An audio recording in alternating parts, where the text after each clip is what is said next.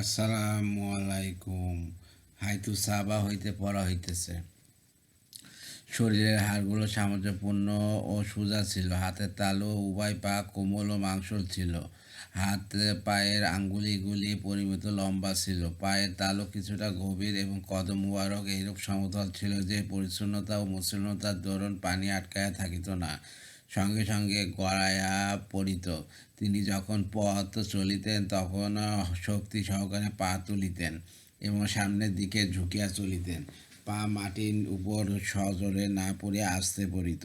তাহার চলার গতি ছিল দ্রুত এবং পদক্ষেপ অপেক্ষাকৃত দীর্ঘ হইত। ছোট ছোট কদমে চলিতেন না। চলার সময় মনে হইত যেন তিনি উচ্চভূমি হইতে নিম্নভূমিতে অবতরণ করিতেছেন। যখন কোনো দিকে মুখ ঘোরাইতেন তখন সম্পূর্ণ শরীর সহ ঘোরাইতেন। তাহার দৃষ্টি নত থাকিত এবং আকাশ অপেক্ষা মাটির দিকে অধিক দৃষ্টিবদ্ধ থাকিত। সাধারণত চোখের এক পাশ দিয়া তাকাইতেন, অর্থাৎ লজ্জা ও শরমের দরুন কার প্রতি পূর্ণ দৃষ্টি খুলিয়া তাকাইতে পারিতেন না। চলিবার সময় তিনি সাহাবিগণকে সামনে রাখিয়া নিজের পিছনে থাকিতেন। কারো সহিত সাক্ষাৎ হইলে তিনি অজ্ঞারে সালাম করিতেন। হজরত হাসান রাদিয়াল্লাহু আনহু বলেন, আমি আমার মামাকে বলিলাম, রসুল্লাহ সাল্লাম কথাবার্তারা কী রূপ ছিল তা আমাকে শোনান। তিনি বলেন, রসুল্লাহ সাল্লাম সর্বদা আখিরাতের চিন্তায় মশগুল থাকিতেন। সর্বক্ষণ উম্মতের কল্যাণের কথা ভাবিতেন। দুনিয়াবী জিনিসের মধ্যে তিনি কোনো প্রকার শান্তি ও স্বস্তি পাইতেন না। বিনা প্রয়োজনে কোনো কথা বলিতেন না। অধিকাংশ সময় চুপ থাকিতেন। তিনি আদ্যপ্রান্ত মুখ ভরিয়া কথা বলিতেন। জিহ্বার কোণ দিয়া চাপা ভাষায় কথা বলিতেন না, যে অর্ধেক উচ্চারিত হইবে আর অর্ধেক মুখের ভিতর থাকিয়া যাইবে, যেমন আজকাল অঙ্কেরা করিয়া থাকে। তিনি এমন সারগর্ভ ভাষায় কথা বলিতেন যাতে শব্দ কম কিন্তু অর্থ বেশি থাকিত। তাহার কথা একটি অপরটি হইতে পৃথক হইত। অপ্রয়োজনীয় অতিরিক্ত কথা বলিতেন না। আবার প্রয়োজন অপেক্ষা এইরূপ কোমল না যে উদ্দেশ্য পরিষ্কার বোঝা যায় না। তিনি নরম মেজাজি ছিলেন, কঠোর মেজাজি ছিলেন না এবং কাউকে হেয় করিতেন না। আল্লাহর নিয়ামত যত সামান্যই হোক না কেন তিনি উহাকে বড় মনে করিতেন না, উহার নিন্দা করিতেন না, মাত্রাতিরিক্ত প্রশংসা করিতেন। নিন্দা না করার কারণ তা পরিষ্কার, যেহেতু আল্লাহ তাআলার নিয়ামত। আর অতিরিক্ত প্রশংসা না করার কারণ হইল এই যে উহাতে লোপ হইতেছে বলিয়া সন্দেহ হইতে পারে। দিনী বিষয় ও হকের উপর হস্তক্ষেপ করা হইলে তার গোসার সামনে কেউ টিকিতে পারিত না। যতক্ষণ না তিনি উহার প্রতিকার করিতেন তার গোসা ঠান্ডা হইত না।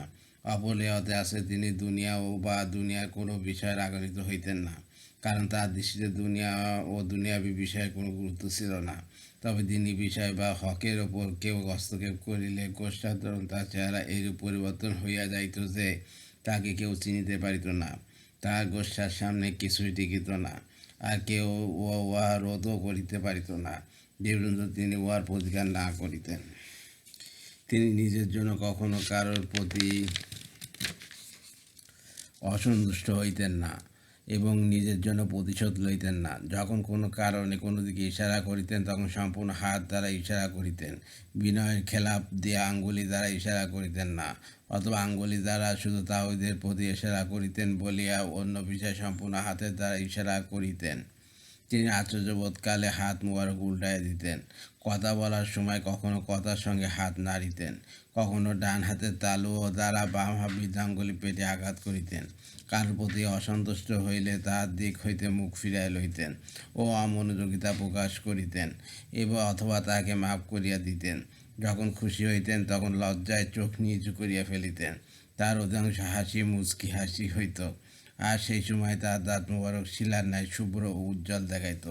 হযরত হাসান ইবনে আলী রাদিয়াল্লাহু আনহু বলেন, আমি বেশ কিছুদিন পর্যন্ত রাসূলুল্লাহ সাল্লাল্লাহু আলাইহি ওয়াসাল্লামের এই সকল গুণাবলী আমার ভাই হযরত হুসাইন ইবনে আলী রাদিয়াল্লাহু আনহুর নিকট প্রকাশ করিলাম না।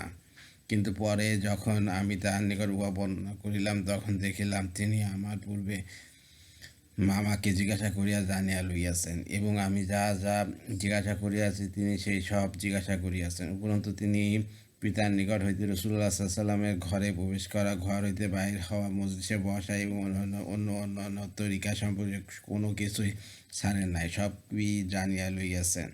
হযরত হুসাইন রাদিয়াল্লাহু আনহু বলেন, আমি আমার পিতার নিকট রাসূলুল্লাহ সাল্লাল্লাহু আলাইহি সাল্লামের ঘরে প্রবেশ করা সম্পর্কে জিজ্ঞাসা করিলে তিনি বলিলেন, রাসূলুল্লাহ সাল্লাল্লাহু আলাইহি সাল্লাম ব্যক্তিগত প্রয়োজনে অর্থাৎ আহার, নিন্দা ইত্যাদির জন্য ঘরে যাইতেন। এই ব্যাপারে তিনি আল্লাহ তাআলার পক্ষ হইতে অনুমতি প্রাপ্ত ছিলেন। তিনি তাহার ঘরে থাকাকালীন সময়কে 3 ভাগে ভাগ করিতেন। এক ভাগ আল্লাহ তাআলার ইবাদতের জন্য, 2 এক ভাগ পরিবার পরিজনের হক আদায়ের জন্য, 3 এক ভাগ নিজের আরাম ও বিশ্রাম ইত্যাদির জন্য। তারপর নিজের অংশকে ও নিজের মধ্যে ও উম্মতের অন্যান্য লোকজনের মধ্যে 2 ভাগ করিতেন। অন্যান্যদের জন্য যে ভাগ হইত উহাতে অবশ্য বিশিষ্ট সাহাবা কেরাম রাদিয়াল্লাহু আনহুম উপস্থিত হইতেন এবং তাহাদের মাধ্যমে তাহার কথাবার্তা সর্বসাধারণের নিকট পৌঁছাইত। তিনি তাহাদের নিকট দিনী ও দুনিয়াবী উপকারে কোনো জিনিসই গোপন করিতেন না, বরং নির্দ্বিধায় সব রকম উপকারী কথা বলিয়া দিতেন। উম্মতের এই অংশে তিনি জ্ঞানী গুণীদেরকে অগ্রাধিকার ভিত্তিতে তাহার নিকট উপস্থিত হওয়ার অনুমতি দিতেন এবং এই সময়কে তিনি তাহাদের মধ্যে দিনের ক্ষেত্রে শ্রেষ্ঠতার ভিত্তিতে বন্টন করিতেন। তাদের মধ্যে হয়তো কেউ একটি প্রয়োজন, কেউ 2টি এবং কেউ অনেক প্রয়োজন লইয়া আসিত। তিনি তাহাদের প্রয়োজনের প্রতি মনোযোগী হইতেন এবং তাহাদেরকে এমন কাজে মশগুল করিতেন যাহাতে তাদের ও পুরা উম্মতের সংশোধন উপকার হয়। তিনি তাহাদের নিকট সাধারণ লোকদের অবস্থা সম্পর্কে জিজ্ঞাসা করিতেন ও প্রয়োজনীয় কথা তাদেরকে বলিয়া দিতেন এবং বলিতেন, তোমাদের যারা উপস্থিত তারা যেন আমার কথাগুলো অনুপস্থিতের নিকট পৌঁছায় দেয়। তিনি আরও বলিতেন, যারা কোনো কারণবশত যেমন পর্দা, দূরত্ব, লজ্জা ও দুর্বলতা ইত্যাদির দরুন আমার নিকট তাহাদের প্রয়োজন পেশ করিতে পারে না, তোমরা তাহাদের প্রয়োজন আমার নিকট পৌঁছাই দিও। কারণ যে ব্যক্তি এমন লোকের প্রয়োজন কোনো ক্ষমতাসীনের নিকট পৌঁছায় দেয়, সে নিজে পৌঁছাবার ক্ষমতা রাখে না। আল্লাহ তাআলা কিয়ামতের দিন তাকে দৃঢ় পথ রাখিবেন।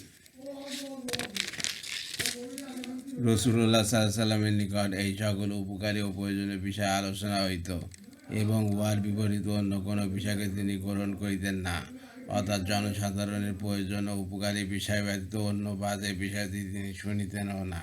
সাহাবা রাদিয়াল্লাহু আনহুম তাহার নিকট দিনী বিষয়ে প্রার্থী হইয়া আসিতেন এবং কিছু না কিছু খাইয়া ফিরিতেন, অর্থাৎ তিনি যেমন জ্ঞান দান করিতেন তেমনি কিছু না কিছু খাওয়াইতেনও। আর তারা তাহার নিকট হইতে কল্যাণের পথে মশাল ও দিশারি হইয়া বাহির হইতেন। হযরত হুসাইন রাদিয়াল্লাহু আনহু বলেন, অতঃপর আমি আমার পিতাকে জিজ্ঞাসা করিলাম, নবী করিম সাল্লাল্লাহু আলাইহি সাল্লাম ঘর হইতে বাহির হইয়া কি কাজ করিতেন? তিনি বলিতেন, রাসূলুল্লাহ সাল্লাল্লাহু আলাইহি সাল্লাম প্রয়োজনীয় কথা ব্যতীত নিজের জবানকে ব্যবহার করিতেন না।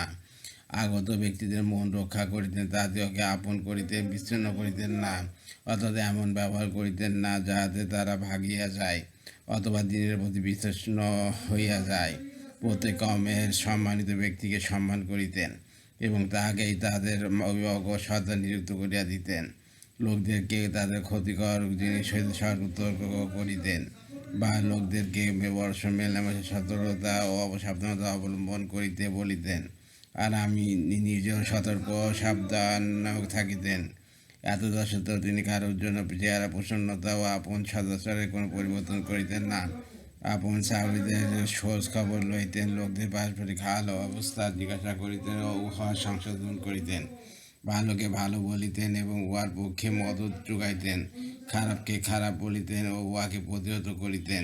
প্রত্যেক বিষয়ে সমতা রক্ষা করিতেন, আগে একরকম পরে আরেক রকম এইরূপ করিতেন না।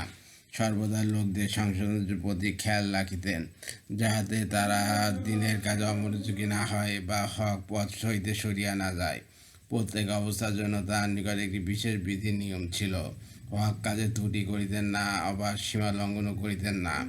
লোকদের মধ্যে উৎকৃষ্ট ব্যক্তিবর্গই তাহার নিকটবর্তী থাকিতেন, তাহাদের মধ্যে সেই তাহার নিকট সর্বাপেক্ষা শ্রেষ্ঠ বলিয়া গণ্য হইত যে লোকদের জন্য সর্বাধিক কল্যাণকামী হইত, এবং তাহার নিকট সর্বোচ্চ মর্যাদাশীল সেই হইত যে লোকদের জন্য সর্বাধিক সহানুভূতিশীল ও সাহায্যকারী হইত।